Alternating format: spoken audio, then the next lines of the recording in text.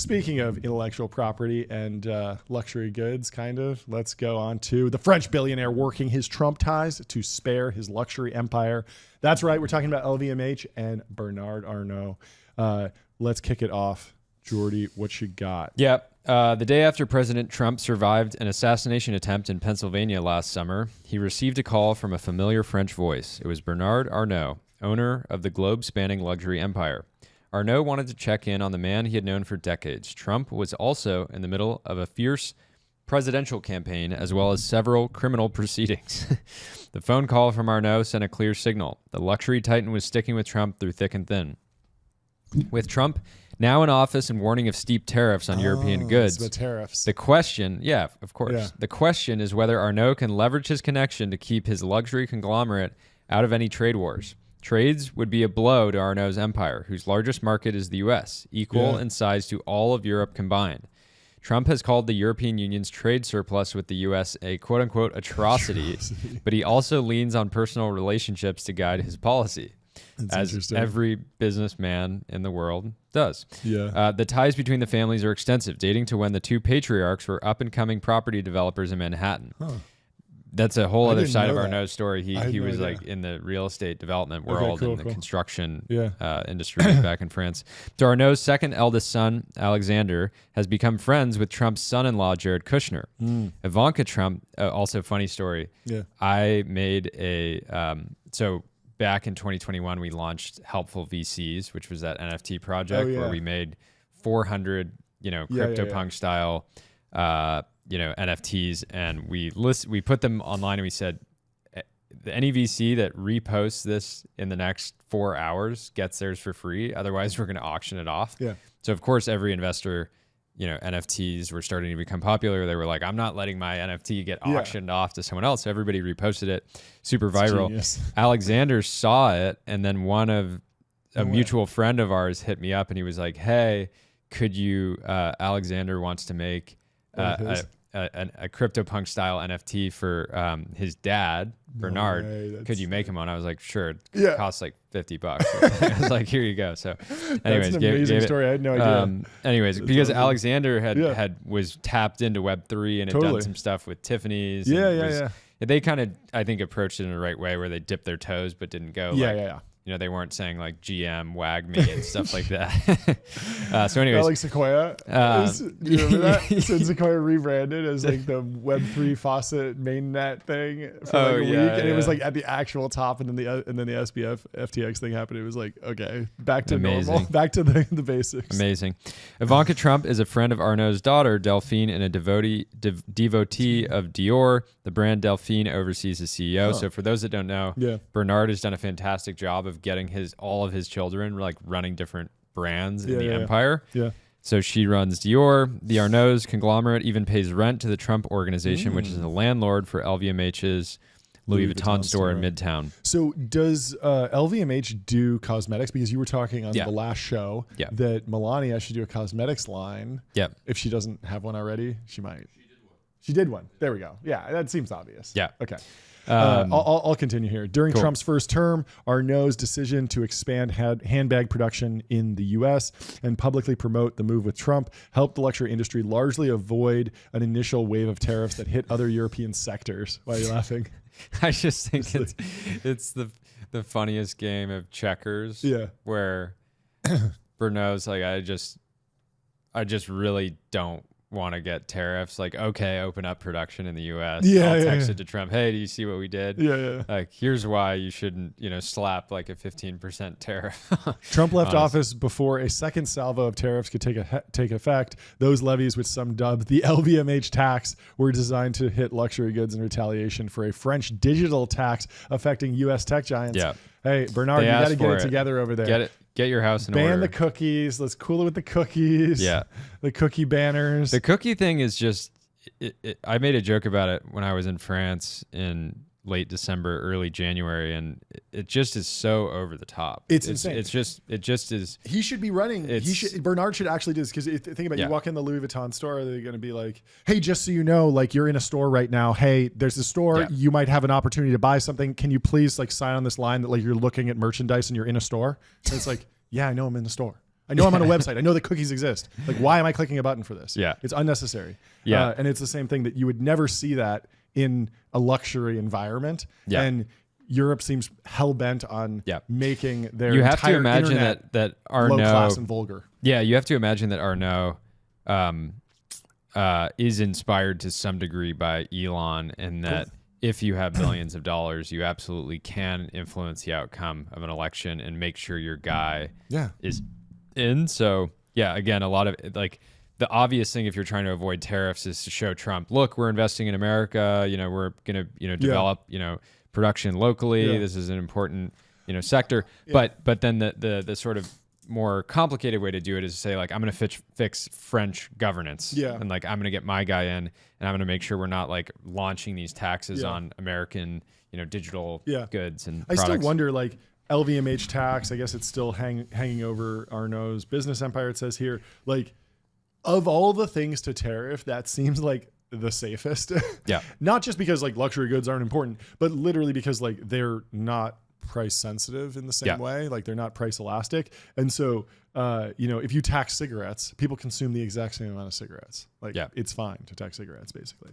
And it's the same thing for luxury goods. I would imagine that if there's a tax on Louis Vuitton stuff, the price goes up, it becomes even more exclusive. They sell roughly the same. Profits aren't majorly disrupted versus if you're taxing, cheap. No, the cheap main thing is a little bit. It's like all of a sudden the American stuff becomes competitive again. So I was reading an article in the journal about the Chinese, like LVMH's opportunity in China right now. And they have basically, there's already luxury inflation that they set. The thing is that if prices have to go up, Bernard wants to be the guy that's raising prices and capturing that additional thing. He doesn't want to be raising prices because you have to account, for this tariff, or you don't want the consumer to be absorbing more costs because of something that's not your margin, right? I feel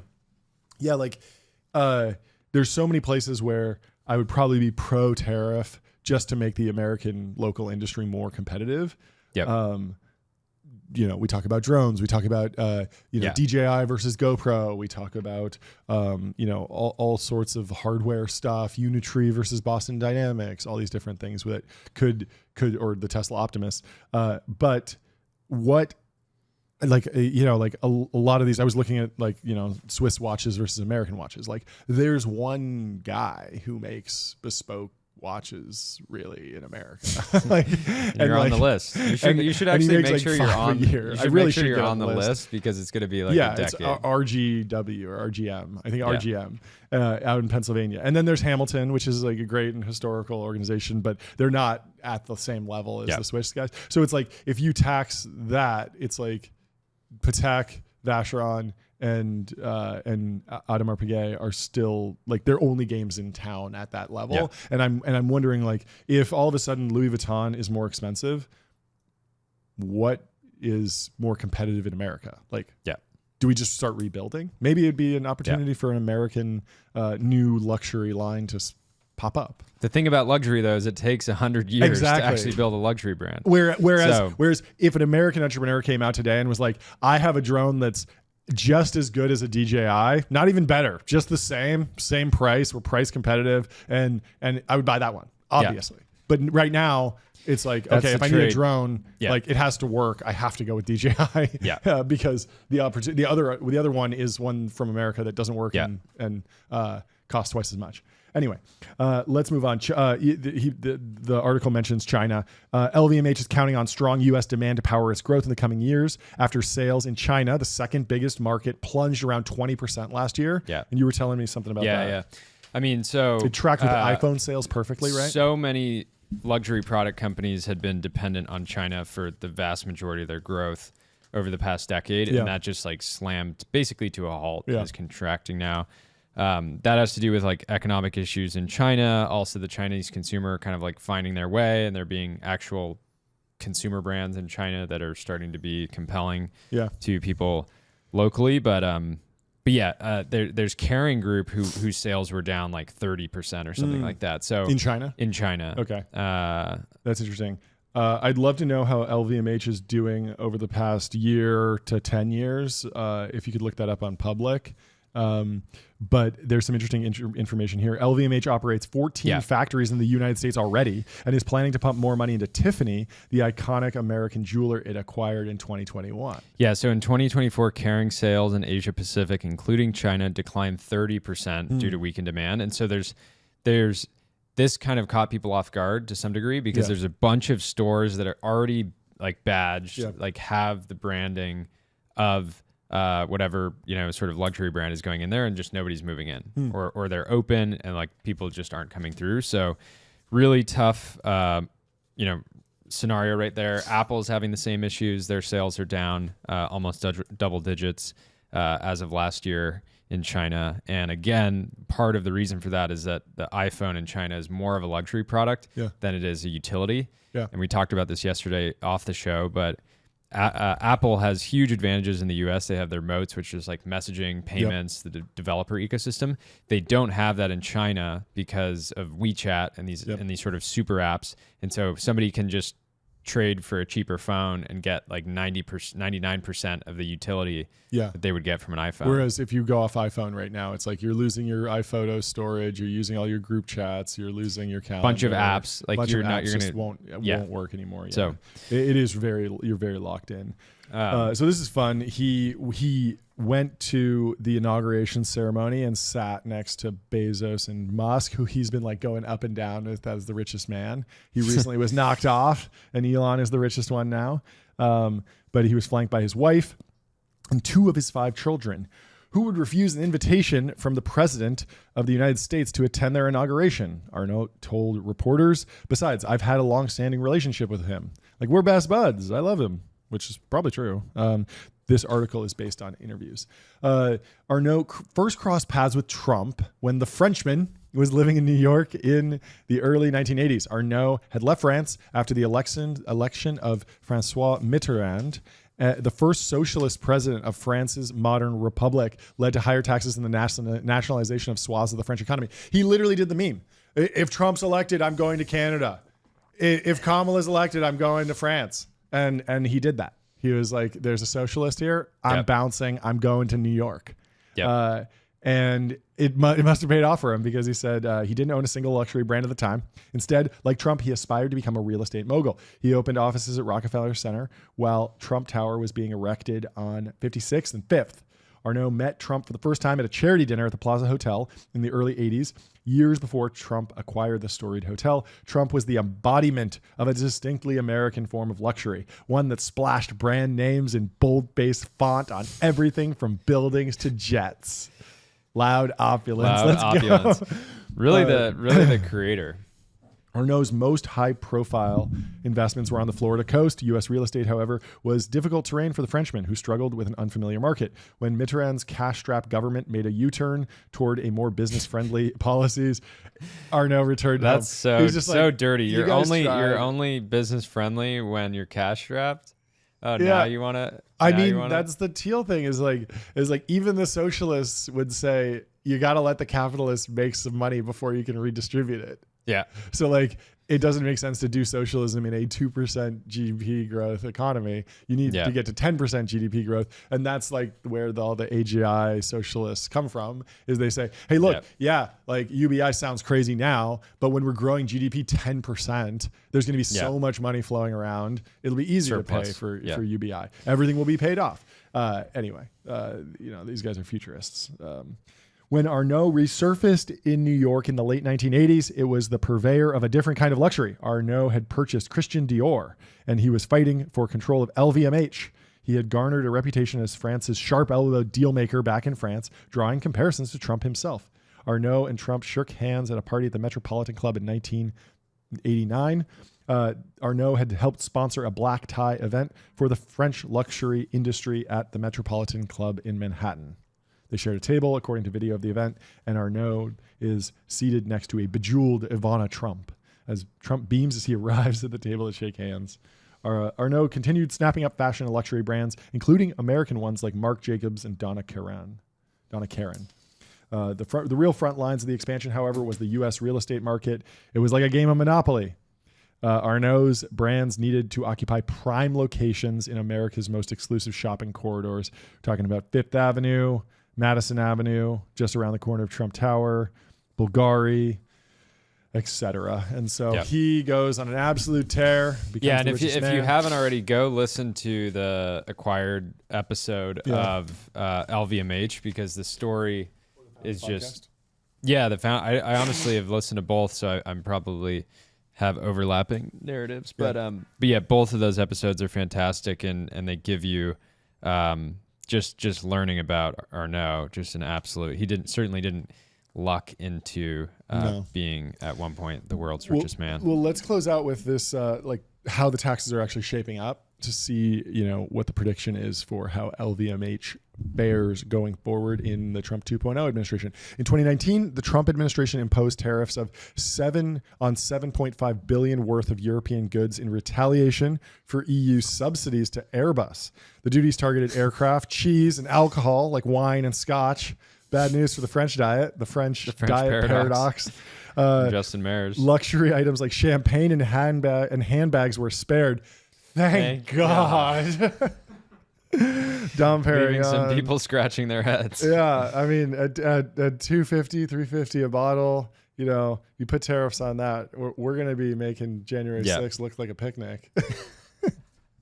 A baby shower. A baby shower, yeah. The day before the tariffs were enforced, Arnault and Alexandra boarded Air Force One with Trump en route to Johnson County, Texas, to inaugurate the new Louis Vuitton workshop in Texas. LVMH, notice how they say workshop; they don't say factory, because a lot of it is actually still done by hand. Interesting. LVMH had invested $50 million in the facility with plans to hire 1,000 employees within 5 years. The bags produced here, including the Never Full, New, and Metis, I'm not familiar with these bags, bear the label Made in the USA. When a French reporter asked Trump why he was slapping levies on wine and cheese while ignoring champagne and leather goods, Trump said he had been discussing the issue with Arnault.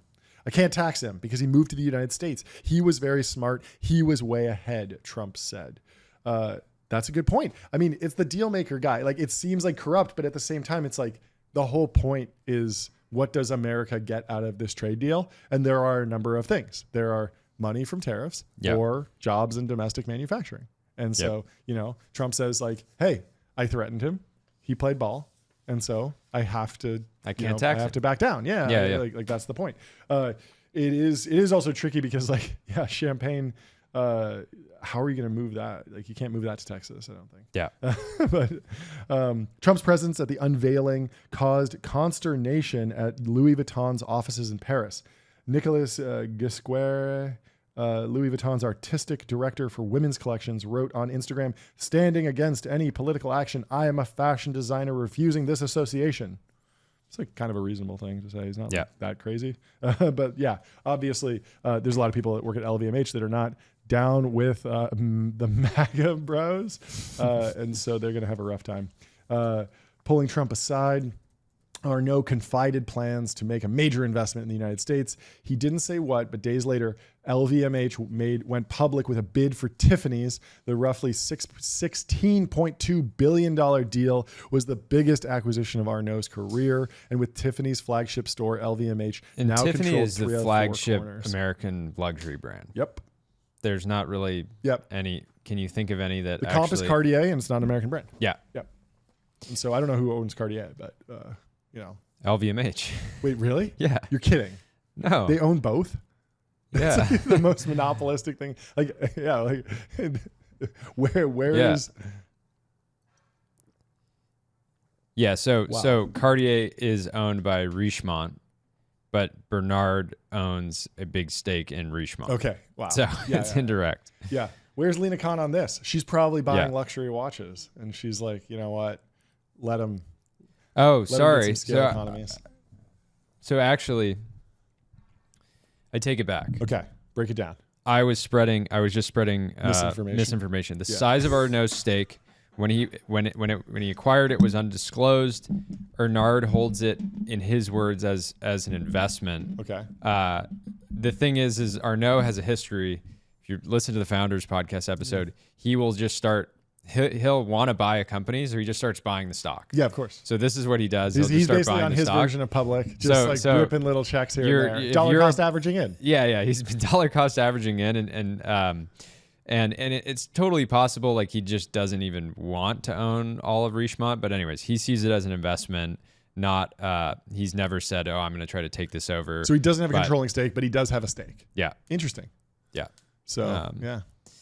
No matter whether you go Cartier crash or Tiffany Patek, but it's interesting all because the money winds up in the same place. Richemont also owns Van Cleef, which that Arnault, it's such a hot brand, especially right in this moment. Men and women are wearing it. You know that he wants it, but then they also own like IWC, Piaget. Like maybe he doesn't want those. Piaget's great. IWC, I'm not a big fan of, but I mean, good pilot watches. You can't hate them. So let's see. It's LVMH. such a funny thing being a public company and just having somebody text you that says, "Hey, don't want to ruin your day, but Bernard Arnault just bought 6% of the company, and we're hearing he's making other bids." It is very, very funny. Anyway, so now that LVMH was Trump's tenant and Arnault needed to extend his conglomerate's stay into the brick building. Once the Tiffany flagship store reopened, Arnault wanted to temporarily move Louis Vuitton's flagship into the brick building while its permanent store underwent a sweeping renovation. Arnault dispatched Alexandre to New York to become the number 2 executive at Tiffany on January 6th, 2021, the same day that Trump supporters stormed the Capitol. Just coincidence. By the time he left office, Trump was widely considered a pariah among the business elites. Alexander Arnault was the exception. The young executive and his wife died with Trump in 2023 at Mar-a-lago. So for any of our listeners that are under 5 years old, it's hard to even... Our kids listen to this from time to time. It goes on in the house. Yeah. People don't, these 5-year-olds don't realize that Trump was a pariah. Yeah, it's true. Just in 2021, he would probably call somebody like Jeff Bezos, and Jeff Bezos would just not pick up. I never need to think about you ever again. Hey, you've sorry, been removed from politics. Yeah, it was just fully removed, and so the inauguration this time was just hilarious in that everybody came to kiss the ring. And all these, imagine, we talked about this with the decision to deplatform Trump. It's like everyone in that group chat was like, there's definitely never going to be any negative repercussions from this. And then 4 years later, they're like, and then even a year later, infinite leverage over us. And then a year or two later, there's this really viral post that's continued to go viral with somebody saying, "It's crazy that we just deplatformed Trump and there was just literally no consequences." It's just we just lose the election in a landslide. I forget who that is, but it's great. I can't tell if they were joking. I think they might have been joking when they posted that. But who knows? But it is hilarious because obviously there were very serious consequences, but not for the LVMH organization and the Arnault family because Alexander is a young man on the move. Trump wrote in a social media post at the time, "We were celebrating the deal we made." Alexander Arnault, actress Gal Gadot, and Tiffany CEO Anthony Ledru cut the ribbon at the reopening of Tiffany's flagship store in 2023. Louis Vuitton's Fifth Avenue store transferred to the brick building, turning it into a department store-sized temple of commerce. We love temples of commerce. Giant sculptures of a giraffe and ostrich were added to the facade of the building. Very cool.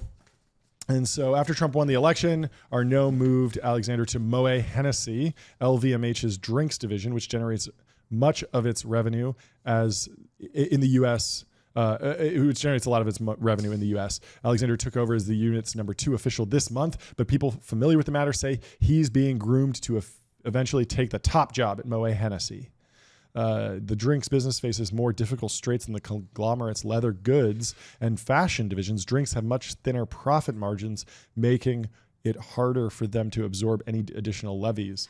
So we got to keep buying, Dom. Yep. That's really important. We're going to save this company here on the consumer side. Yeah, and there's a lot of talk around who's Arnault's favorite boy or child, right? And so the way that the way that he's sort of moving Alexander around the empire, sort of training him up. Yeah. Presumably, like, he seems like the leading candidate for becoming the top dog, but yeah, again, it's exciting. Don't quite know yet. And so you can't shift, as we mentioned, you can't shift champagne and cognac production to the U.S.